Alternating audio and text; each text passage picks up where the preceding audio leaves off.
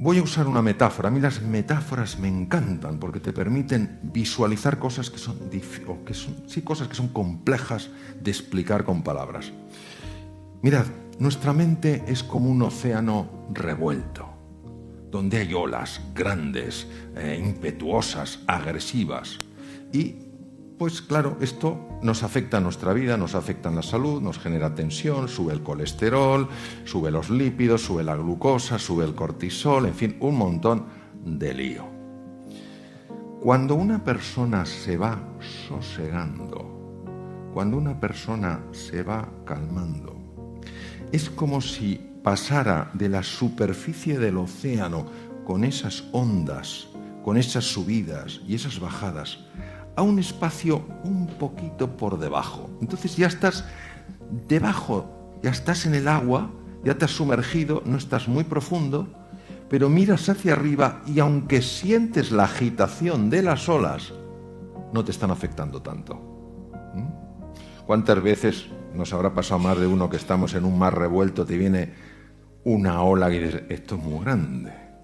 Y en lugar de aguantarla como diciendo, conmigo no puede nadie, tú te sumerges y la ves pasar por encima. Pues es lo mismo, a medida que vas avanzando en la práctica del mindfulness, claro que se siguen produciendo olas, porque la mente no para de producir esos pensamientos, pero ya no te atrapan, los ves como a distancia.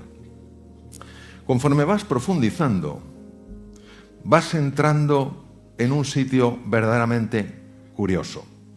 Un sitio que aquí está representado, para los que no lo podéis ver, como el fondo del mar, con sus corales, con sus peces. Este es el fondo de la mente humana. Y entonces, en el fondo, ¿tú qué ves? En el fondo, lo primero que ves son capacidades tuyas que no sabías que tenías. Por eso mejora la confianza, tienes más ilusión, tienes más alegría. Y también descubres aquellas cosas que están impactando negativamente en tu vida y que no sabías que tenías. Descubres, por ejemplo, hasta qué punto uno está centrado en sí mismo. Cosas que no son agradables de ver, pero cuando las ves, las puedes resolver. Si no las ves, no las puedes resolver. Y esto no te sucede como proceso sesudo, diciendo, a ver qué hay en el fondo. No, estás así y de repente, lo ves, emerge. Es muy importante que entendáis una cosa, el mindfulness no busca cambiar a nadie. El mindfulness es un abordaje que lo que busca es enseñarte un camino para reencontrarte con tu verdadera identidad. Y ahora voy a explicar un poquito la parte más práctica, para que tengáis una idea más clara. La dificultad para hacer una práctica aquí es que hay muchos que estáis de pie y algunos que estáis sentados. Y los que estáis sentados os pueden ir muy bien, pero los que estáis de pie, si hacemos un ejercicio de mindfulness, pues a lo mejor acabáis en el suelo. Entonces tampoco es plan. Entonces, yo os voy a decir en qué consiste. Sorprende que sea tan potente y tan sencillo. Mirad, ¿en qué consiste este espacio de serenidad? Consiste exclusivamente en entrenar un músculo, el músculo más importante del ser humano, que no es ni el bíceps, ni el tríceps, ni el cuádriceps, ni el anconeo, ni el sóleo. Es el músculo de la atención.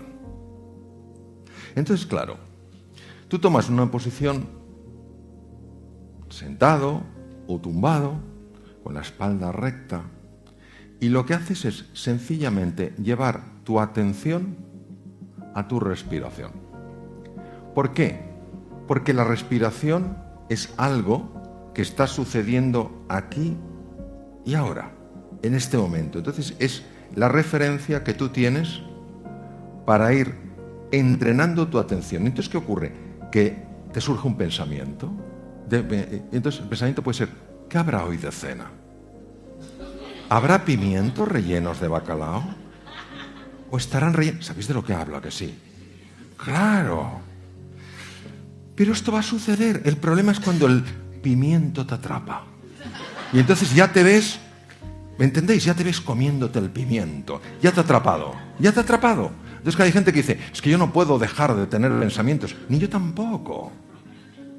Si el tema es que no te atrape, entonces te das cuenta y dices, hoy, pimiento, luego, esperas y vuelves a la atención. Y ese es el ejercicio de mindfulness. Entonces, ¿qué pasa en ese proceso?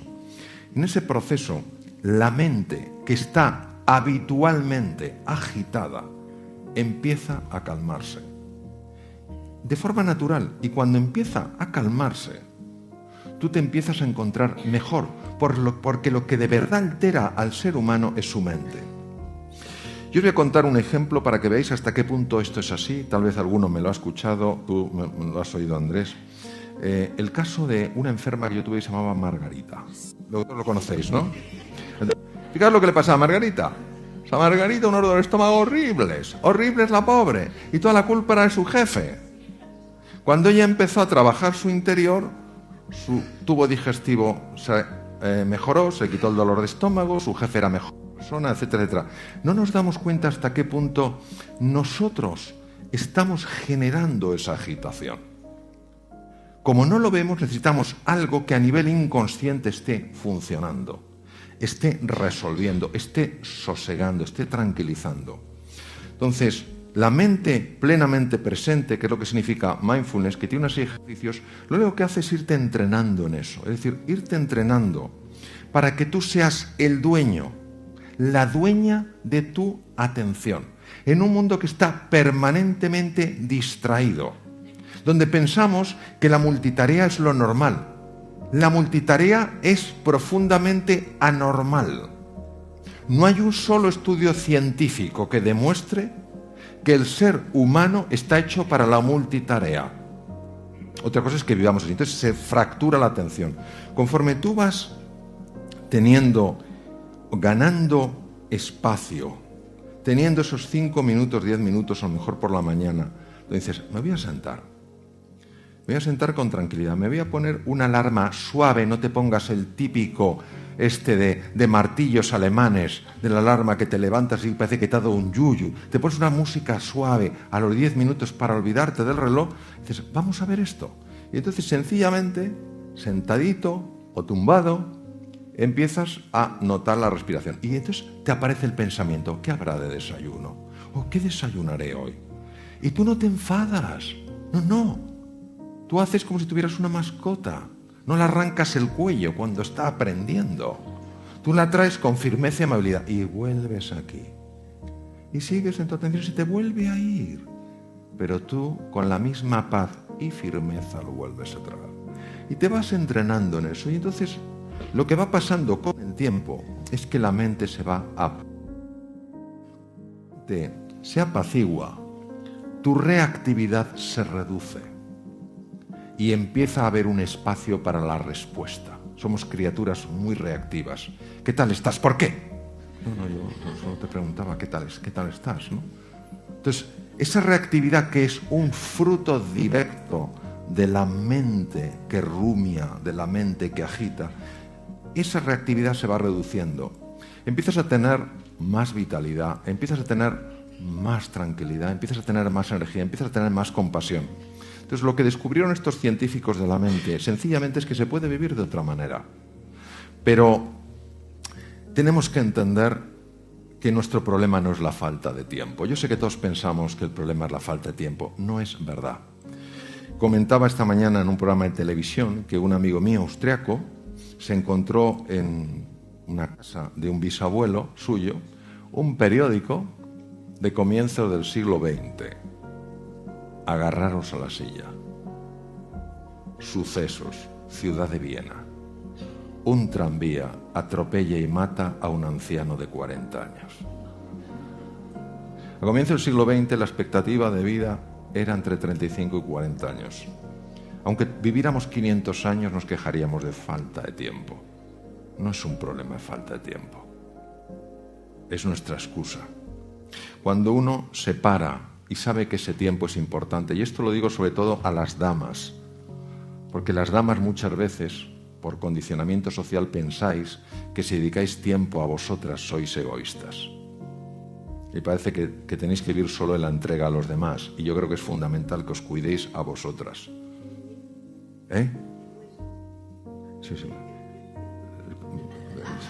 Qué bueno. Claro.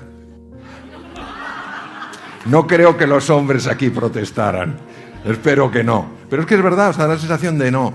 Es que si me ocupo de mí, claro que te tienes que ocupar de ti. Nadie que no se cuide puede, de una forma prolongada, cuidar de otras personas. Entonces, lo que yo sí os quisiera es invitar al menos a que buceéis en esto. Los que lo practicáis sabéis que funciona. Esto no es un tema de creerse, es un tema de probarlo, de verificar por ti mismo que estás mejor. Algunos hospitales más prestigiosos del mundo ya lo tienen absolutamente incorporado. Yo trabajo en un instituto en Silicon Valley y tienen incorporados montones de empresas esta metodología. Es decir, es algo que lo que te ayuda es a vivir de otra manera, a saberte manejar en medio de la tempestad con un componente de paz, con un componente de serenidad, con un componente de alegría y con un componente de entusiasmo, que si nos dejamos llevar por ese piloto automático con el que todo el día vamos con la lengua fuera, eso es muy difícil de experimentar. Entonces, yo sencillamente os animo mucho a que, bueno, lo practiquéis, exploréis, busquéis.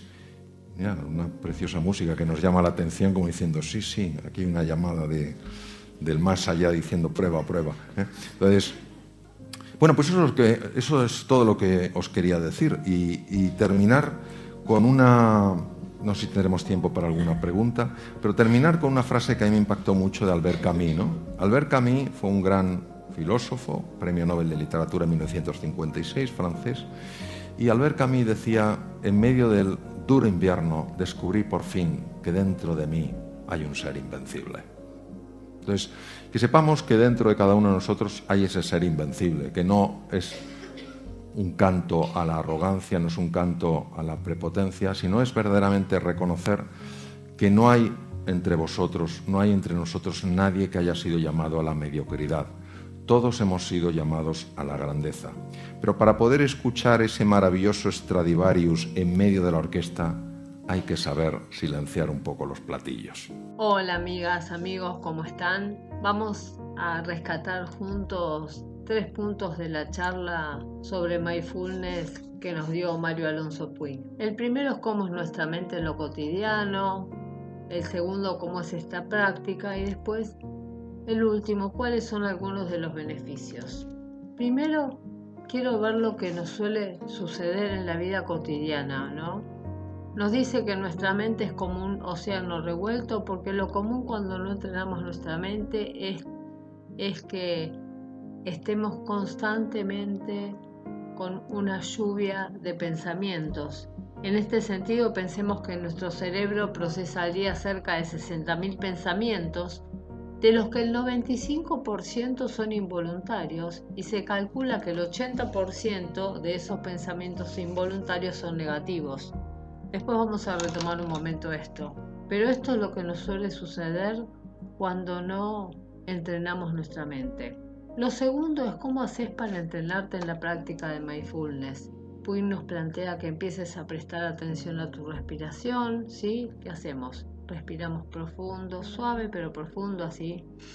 Ya el solo hecho de hacer esa respiración así suave que les estoy diciendo y profunda, en el momento nos cambia totalmente la energía. Si te aparece un pensamiento, como nos dice Puig, con firmeza y paz, volvemos a traer la atención a la respiración, comienzas de nuevo a respirar centrado en la respiración de nuevo. Y algo muy importante, recuerda que no importa que aparezcan los pensamientos, lo importante es que no te atrapen, sino que los dejes pasar como si fueran nubes y vuelvas tu atención a la respiración. Lo segundo es cómo haces para entrenarte en la práctica de mindfulness. Empiezas a prestar atención a la respiración, respira suave y profundo y sigues respirando así suave, sin forzarte. Y si te aparece un pensamiento, tal como nos dice Puig, con firmeza y paz vuelves a traer tu atención a la respiración, de nuevo vuelves a respirar centrado, una respiración suave.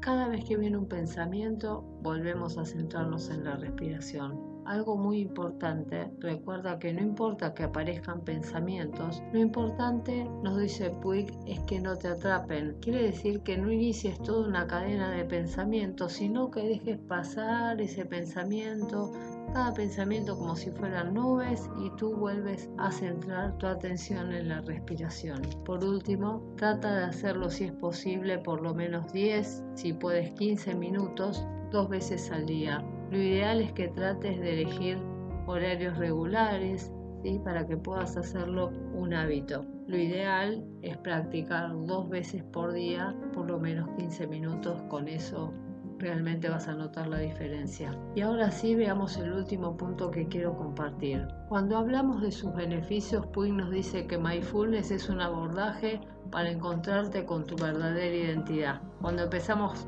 a sacar toda la basura de la cabeza, empezamos a conectarnos con lo mejor de nosotros mismos y a descubrirnos.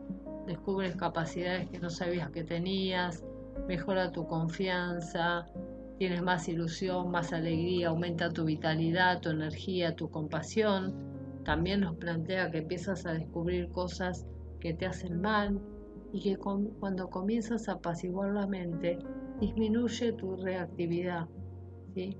Tienes más capacidad de poder elegir la respuesta frente a las cosas y no de responder automáticamente. Sin duda es una práctica que te ayuda a vivir de otra manera y espero que todos podamos comprometernos con esto y probarlo en suficiente tiempo como para poder ver la diferencia, pero bastante rápido van a poder notar los cambios. Y antes de despedirnos, quiero que reflexionemos sobre el planteo de que no tenemos tiempo. Puig nos dice que el problema de la falta de tiempo es una excusa, y en este sentido pensemos un poco en lo que hablamos en el punto 1. Calculemos que tenemos algo de 50.000 pensamientos negativos más o menos involuntarios al día, o sea, imaginen todo el tiempo de la vida que utilizamos en eso. Pensamientos que en su gran mayoría no son ningún aporte, por lo que usar una parte mínima de ese tiempo para salir de ese patrón bien merece el esfuerzo. Por último, amigos, amigas, los quiero saludar antes de rescatar la frase de cierre. Como siempre, les agradecemos que estén ahí, que les den sentido a nuestro trabajo. Muchísimas gracias, ¿sí? Y cierro con la frase que nos dice Mario Alonso Puig para que por favor la recuerdes. Nadie fue llamado a la mediocridad. Todos hemos sido llamados a la grandeza. Un abrazo.